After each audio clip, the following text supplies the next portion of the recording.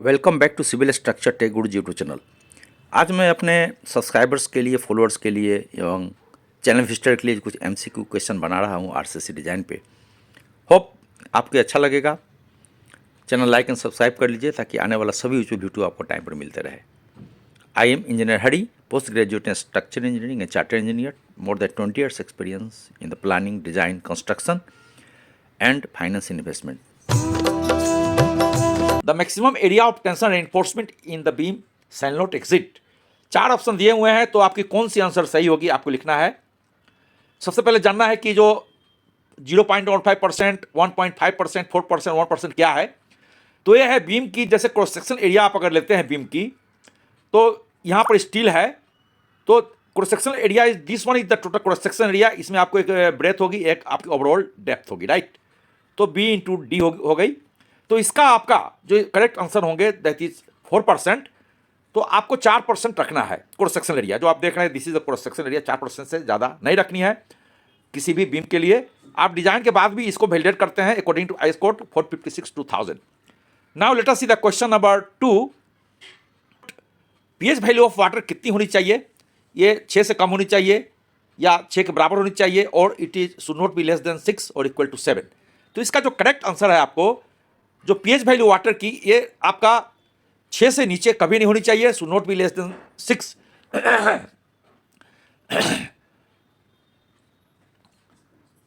The pH value water should not be less than 6। इसका main एक कारण यही है कि जो आप सीमेंट डालते हैं, तो सीमेंट डालते हैं आपको आरसीसी में, उसमें क्या होती है, उसमें लाइम रहती है और कई तरह की सिलिका होती है, कई तरह की कंपोनेंट होती है।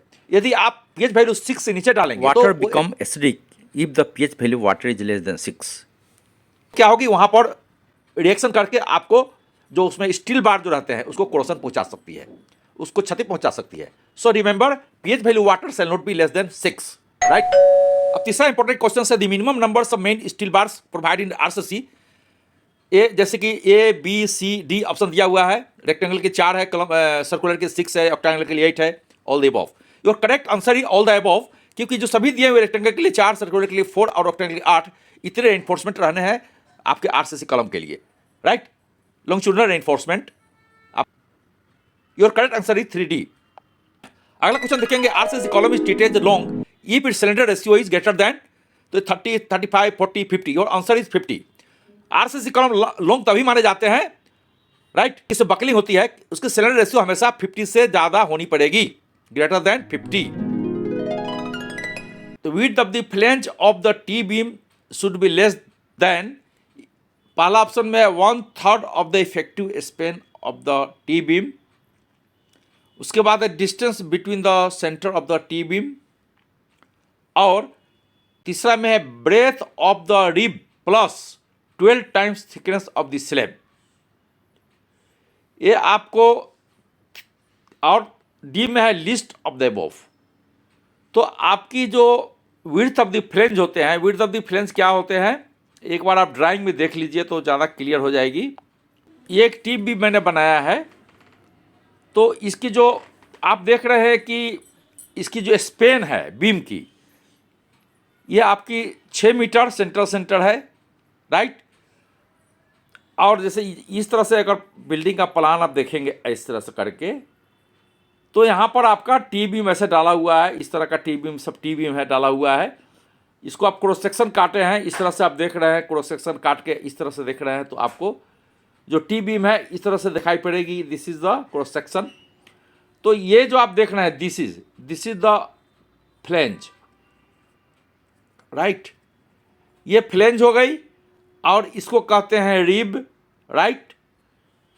और जो स्पेन है, जैसे बिल्डिंग का, जैसे ये घर है आपका, तो यहाँ से लेके यहाँ जो हो गई वो स्पेन हो गई। यहाँ आपने जो देख रहे हैं एलन क्लियर स्पेन और 6 मीटर का चौड़ाई है, और ये सब टी बीम प्लेस किए हुए हैं, right. These are the T beams. इसको क्रॉस सेक्शन काट लिए है जैसे बताया आपको, तो आप इस तरह से देखेंगे उसको। तो इसकी हम मेन चर्चा कर रहे हैं, जो विड्थ होती है दिस वन, ये कितनी होनी चाहिए। आई थिंक क्लियर हो रही है। तो सबसे पहले है तो फ्लेंज रिब समझना, तो आपको आसानी समझ में आएगी। The width of the flange of the T beam shall be less then, इसका जो आंसर डी है, this is the correct answer. जो सबका वैल्यू निकालना है और आपको जो सबसे कम होगा that will is the width of this flange. Video अगर अच्छा लगे तो लाइक एंड सब्सक्राइब जरूर कर लीजिए, क्योंकि काफ़ी इंपॉर्टेंट वीडियो है ये और सभी इंजीनियर्स को जानना है इस चीज़ को। अब सेंटर ऑफ टी बीम जो बताया मैंने, ये तो मैंने एक जस्ट क्रॉस सेक्शन बताया एक का। तो जैसे ये भी टी बीम है 1 नंबर, ये 2 नंबर, 3 नंबर टी बीम है, राइट। लास्ट वाला तो एल बीम कहते हैं।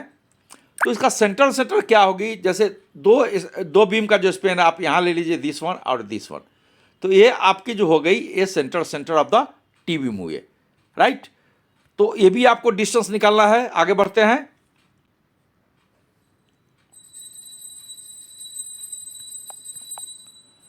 One third of effective span देख लिया आपने। Distance between the centre of this अभी निकाला, अभी बताया, वो भी देख लिया आपने। और तीसरा कैलकुलेट क्या करना है आपको, वो भी मैं दिखा देता हूं। Breadth of the rib plus 12 times the thickness of the slab. This is the breadth of the rib. T beam का एक रिब होती है जो कि आप कास्टिंग करते हैं तो जो फॉर्मवर्क होते हैं इस तरह से लगाते हैं और एक साथ ही कास्टिंग करते हैं, स्लैब और बीम को एक साथ कास्टिंग करते हैं, then it will be the T beam, right. नहीं तो आइसोलेटेड बीम हो जाएगी। तो जो रिब की जो ये जो आप देख रहे हैं रिब की जो ब्रेथ है, तो उसकी breadth of the rib plus 12 time thickness of the slab.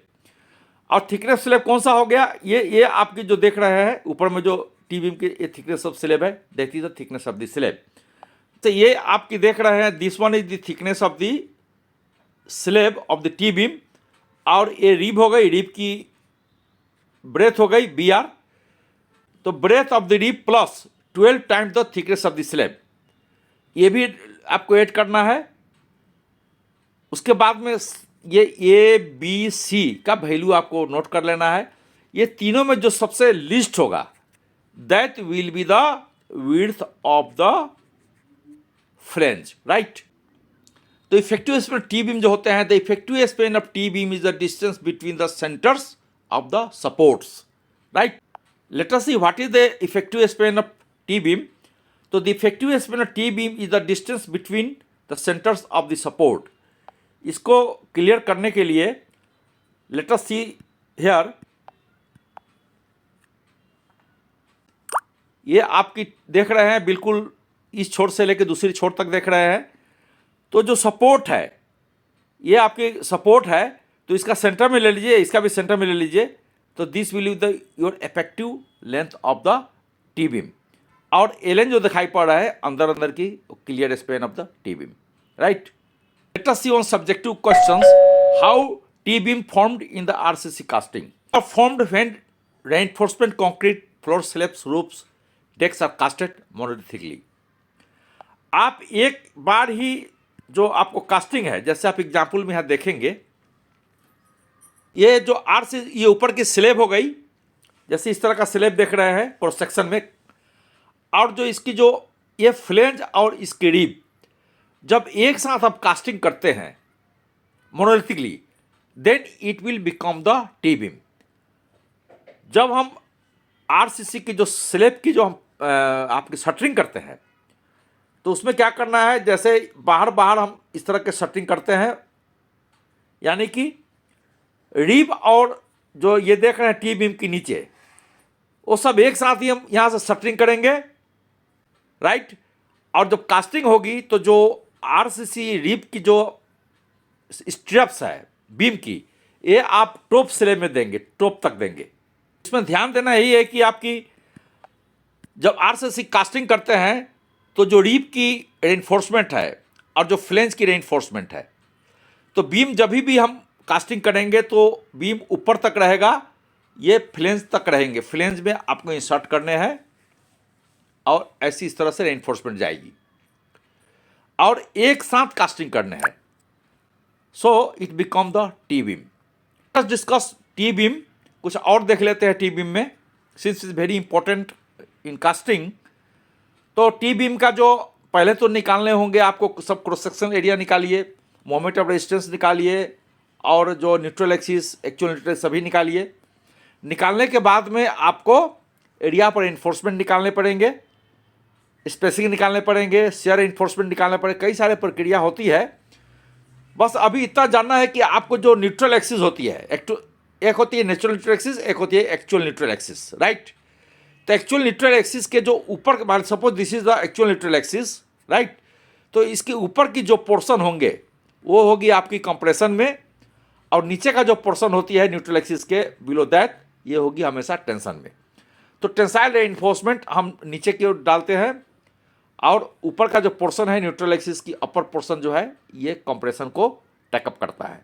तो न्यूट्रल एक्सिस के जो लोअर पोर्शन है ये टेंसाइल होती है, टेंसाइल लोड लेते हैं, और ऊपर की जो पोर्शन है न्यूट्रल एक्सिस की टी बीम में, ये हमेशा कंप्रेशन फोर्स लेती है, compressive loads. Actual neutral axis निकालेंगे, न्यूट्रल एक्सिस निकालेंगे, और देख लेंगे कि whether this T beam is over enforcement, under enforcement और बैलेंस सेक्शन। उसके अकॉर्डिंग हम मोमेंट ऑफ रेजिस्टेंस की फॉर्मूला लगाते हैं, और फॉर्मूला जब मोमेंट से मिलते हैं उसके बाद में हम स्टील के एनफोर्समेंट होगा निकाल लेते हैं, एरिया निकाल लेते हैं, शेयर फोर्स निकाल करके शेयर डिस्ट्रीब्यूशन बार निकालते हैं, और जो स्टेप्स देते हैं, जो प्रक्रिया है वो आगे करते हैं।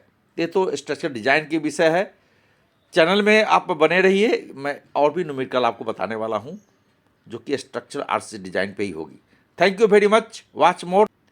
I am engineer Hari, post graduate structure engineer, charter engineer, more than 25 years experience in the government department as a structure designer, planning and construction management. My hobby is finance and investment also. Thank you very much. Watch more.